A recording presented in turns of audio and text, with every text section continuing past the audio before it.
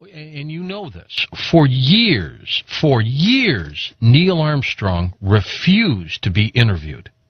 I found that to be one of the strangest things of anything. You would think that the first man on the moon, the national hero that he is, would have talked to everyone about the experience, about the wonder. That didn't happen. His role model was Lindbergh. And Lindbergh became a very public person and was very much out there with his political views and all that. You'd think that Neil would have at least wanted to be a role model for the next generation.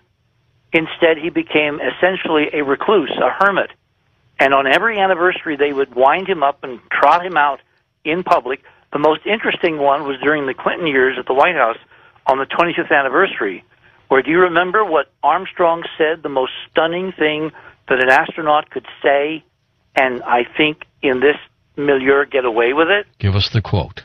Well, he said two things. At the start of his speech, he compared himself and the other astronauts to birds, to parrots. And he then made a joke and he said, and parrots don't fly very well. Well, what else do parrots do, George? They repeat what they're told. Plant his foot on the surface of the moon has been a pioneer in many ways.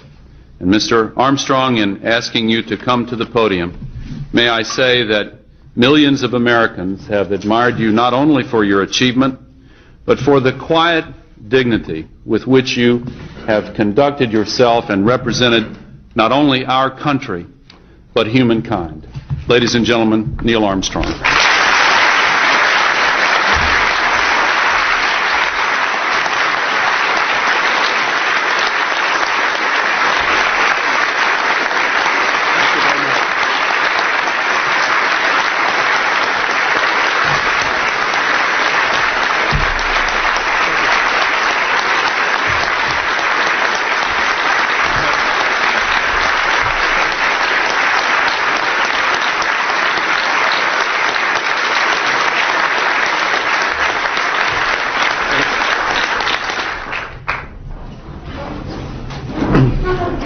Thank you, Mr.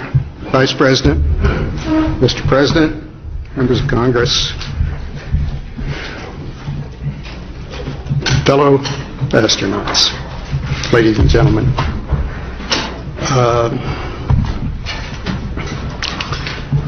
Wilbur Wright once noted that the only bird that could talk was the parrot, and he didn't fly very well.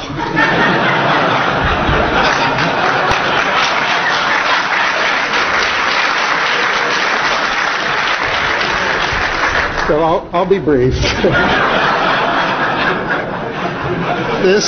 This week, America has been recalling the Apollo program and reliving the memories of those times in which so many of us here, colleagues here in the first rows, were immersed.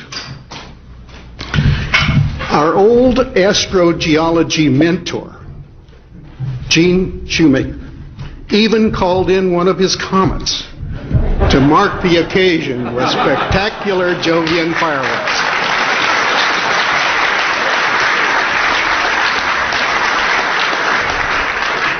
And reminding us once again of the power and consequence of celestial extracurricular activities.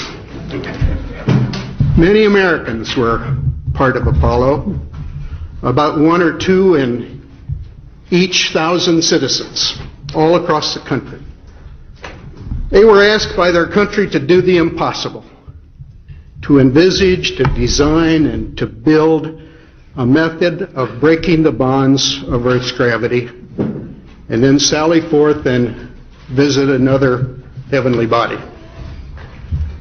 The principal elements, leaving Earth, navigating in space, and descending to a planet unencumbered with runways and traffic controls, would include the major requirements necessary for a spacefaring people. Today, a space shuttle flies overhead with an international crew.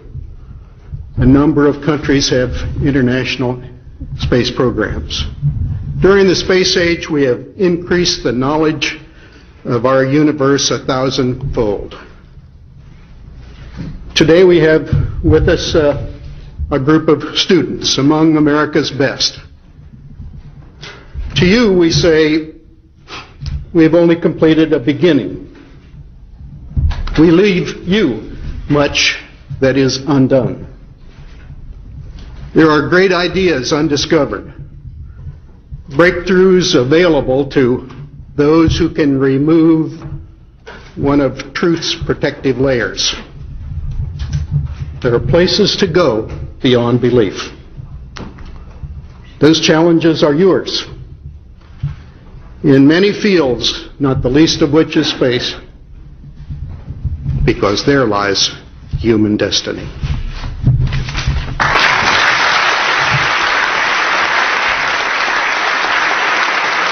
Your idealistic faces riveted on the first man on the moon, talking to them, and he looked at them and he said, "There are wonders beyond belief.